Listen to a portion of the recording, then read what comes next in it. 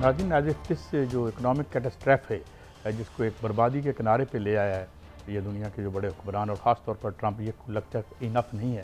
साथ साथ वो ये कह रहे हैं कि अगर ईरान हमारी बात ना मानी तो हम ईरान की एटमी तनसीबात, ये इस वजह से टोटल मैडनेस, इतना बड़ा पागलपन है कि इसका जो एक एनवायरमेंटल जो इसका होगा ये सिर्फ ईरान के ख़िलाफ़ हमला नहीं होगा, ये यूँ समझ लें कि आधे एशिया के ख़िलाफ़ ही हमला हो जाएगा।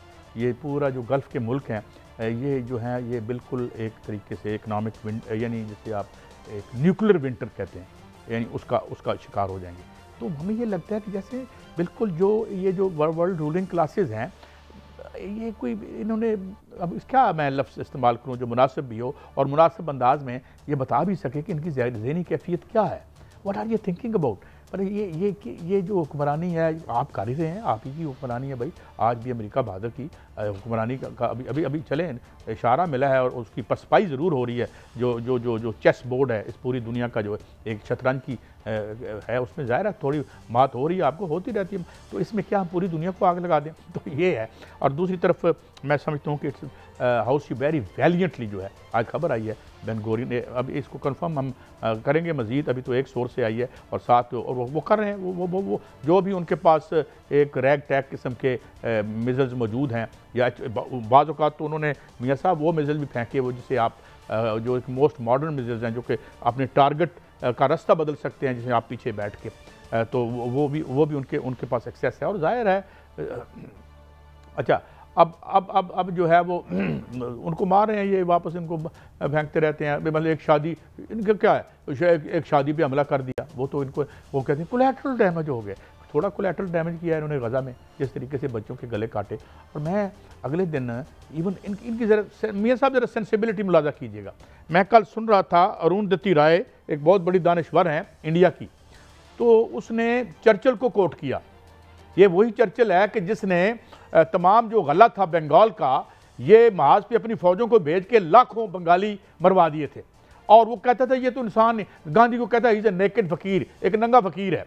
और फिर उसने ये कहा गज़ा के बारे में लोगों को ये कहा कि ये इंसान नहीं है, ये तो टांगों पे चलने वाले जानवर हैं, ये अगर ख़त्म भी हो जाए यही जो उनकी थी वो गोल्डा मेयर। ये एक जो माइंड सेटअप, ये जो वेस्ट में बड़े, जिसे मैं बार बार कहता हूँ कि जी ये torch bearer of modern civilisation है, ह्यूमन राइट्स वहाँ है, अक़वाम मुत्तहिदा भी वहाँ है, पता नहीं ना जाने क्या क्या वहाँ है। वहाँ पर तो ये कसाई बैठे हुए हैं।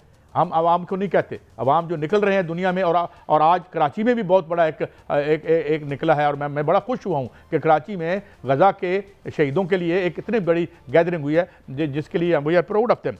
और ये जो लोग हैं और इवन जो यूरोप और अमेरिका में आम लोग निकलते हैं, हमें उनका फ़र्क करना चाहिए उनके हुक्मरान तबके से। हुक्मरान तबका जो है वो लगता है कि वो अपने वो इसी तरह के स्पिक एंड स्पैन कपड़ों में एक जानवरों के ज़्यादा, जानवर भी ये नहीं करते, जानवर कोई अपनी स्पीशी को नहीं मारता। लेकिन कायद साहब देखें, हौसी जो हैं वो तो टफ टाइम दे रहे हैं और वो मुख्तलिफ हमले कर रहे हैं। उन्होंने कोई बहरी बेड़े भी उड़ाए हैं, उन्होंने जाके इजराइल के अंदर भी हमले किए हैं और वहाँ पर भी बड़ा नुकसान पहुँचाया है। लेकिन जो अमेरिका और पाक ईरान के मज़ाकरा चल रहे हैं उसमें मुझे एक चीज़ नज़र आ रही है कि मुझे नहीं लगता कि ईरान जो है वो इस चीज़ पर मानेगा कि वो अपने न्यूक्लियर एसेट्स जो है वो बिल्कुल न्यूट्रलाइज कर दे, क्योंकि अमेरिका ने जितना उनको माशी तौर पर स्नब करना था, ख़त्म करना था, वो उन्होंने पूरा जोर लगा लिया है। क्या अमेरिका ये चाहता है और इजराइल ये चाहता है कि जो ईरान की फ़ौजी कुव्वत है वो भी ख़त्म करके और वो आगे बढ़े और अपने मज़मूम इरादे जो है वो पूरे करे?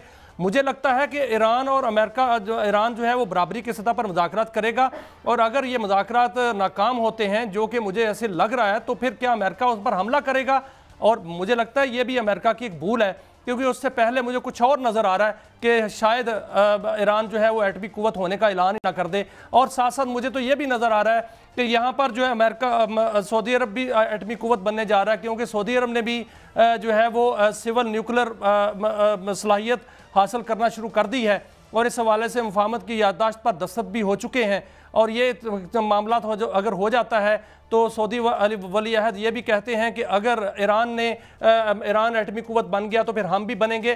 तो ये मामला अगर सामने आ जाते हैं तो मुझे लगता है कि ये बहुत बड़ा ब्रेक थ्रू होने वाला है। और इस तरह जो 3 एटमी कुव्वतें मुसलमान अगर हो जाती हैं, पाकिस्तान, सऊदी अरब, ईरान, तो फिर आलम इस्लाम में ना ये सारे जो है वो बेहतरीन हासिल करने का। जब हम ये एटमी धमाके कर रहे थे तो हम इस्लामाबाद में थे, वो अब सारी शुगल सोसाइटी जो है अलमारूफ सिविल सोसाइटी नहीं ना करें, इंडिया कर चुका था और हमें यहाँ कर, और हमने अर्ज़ किया कि हुजूर आज जो सिक्योरिटी एनवायरनमेंट अमेरिका ने इन प्लेस कर दी है, इसमें अगर आपके पास बम ना हुए तो आपका कोई हशर जो वो करेंगे वो आप देखते रहे। नाज़रीन, आज दिस जो इकनॉमिक कैटास्ट्रॉफ है जिसको एक बर्बादी के किनारे पे ले आया है ये दुनिया के जो बड़े हुक्मरान और ख़ास तौर पर ट्रंप, ये लगता है इनफ नहीं है।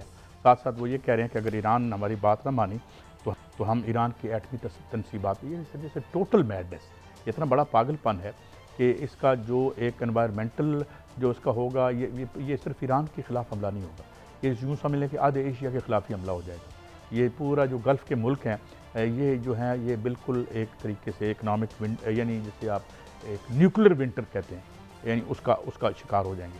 तो हमें ये लगता है कि जैसे बिल्कुल ये जो वर्ल्ड रूलिंग क्लासेस हैं ये कोई इन्होंने अब क्या मैं लफ्ज़ इस्तेमाल करूँ जो मुनासिब भी हो और मुनासिब अंदाज में ये बता भी सके कि इनकी ज़हनी कैफियत क्या है, what are you thinking about. पर ये जो हुक्मरानी है आप कर ही रहे हैं, आप ही की हुक्मरानी है भाई। आज भी अमेरिका बहादुर की हुक्मरानी का अभी चले इशारा मिला है और उसकी पसपाई ज़रूर हो रही है। जो चेस बोर्ड है इस पूरी दुनिया का जो एक शतरंज की है उसमें ज़ाहिर है थोड़ी बात हो रही है, आपको होती रहती है, तो इसमें क्या हम पूरी दुनिया को आग लगा दें, तो ये है। और दूसरी तरफ मैं समझता हूँ कि इट्स हाउस वेरी वैलियंटली जो है आज खबर आई है बेन गोरियन ने, अब इसको कंफर्म हम करेंगे मज़ीद, अभी तो एक सोर्स से आई है और साथ और वो कर रहे हैं वो जो भी उनके पास एक रैग टैग किस्म के मिज़ल्स मौजूद हैं या बाज़ औक़ात तो उन्होंने मियाँ साहब वो मिज़ल भी फेंके वो जिसे आप जो एक मोस्ट मॉडर्न मिज़ल्स हैं जो कि अपने टारगेट का रास्ता बदल सकते हैं जिसे आप पीछे बैठ के, तो वो भी उनके पास एक्सेस है। और जाहिर है अच्छा अब जो है वो उनको मार रहे हैं, ये वापस इनको फेंकते रहते हैं। मतलब एक शादी इनका क्या है, एक शादी पे हमला कर दिया, वो तो इनको वो कहते हैं कोलैटरल डैमेज हो गया। थोड़ा कोलैटरल डैमेज किया है इन्होंने गज़ा में, जिस तरीके से बच्चों के गले काटे। और मैं अगले दिन इवन इनकी ज़रा मियाँ साहब ज़रा सेंसिबिलिटी मुलाजा कीजिएगा। मैं कल सुन रहा था अरुंधति राय एक बहुत बड़ी दानिश्वर हैं इंडिया की, तो उसने चर्चिल को कोट किया। ये वही चर्चिल है कि जिसने तमाम जो गला था बंगाल का ये महाज पे अपनी फ़ौजों को भेज के लाखों बंगाली मरवा दिए थे। और वो कहता था ये तो इंसान गांधी को कहता है इज़ ए नेकेड फ़कीर, एक नंगा फ़कीर है। और फिर उसने ये कहा गज़ा के बारे में लोगों को ये कहा कि ये इंसान नहीं है, ये तो टांगों पे चलने वाले जानवर हैं, ये अगर ख़त्म भी हो जाए यही जो उनकी थी वो गोल्डा मेयर। ये एक जो माइंड सेटअप है, ये जो वेस्ट में बड़े जिसे मैं बार बार कहता हूँ कि जी ये torch bearer of modern civilisation है, ह्यूमन राइट्स वहाँ है, अक़वाम मुत्तहिदा भी वहाँ है, पता नहीं ना जाने क्या क्या वहाँ है। वहाँ पे तो ये कसाई बैठे हुए हैं। हम आवाम को नहीं कहते, आवाम जो निकल रहे हैं दुनिया में। और आज कराची में भी बहुत बड़ा एक निकला है। और मैं बड़ा खुश हुआ हूँ कि कराची में गज़ा के शहीदों के लिए एक इतनी बड़ी गैदरिंग हुई है जिसके लिए we are proud of them.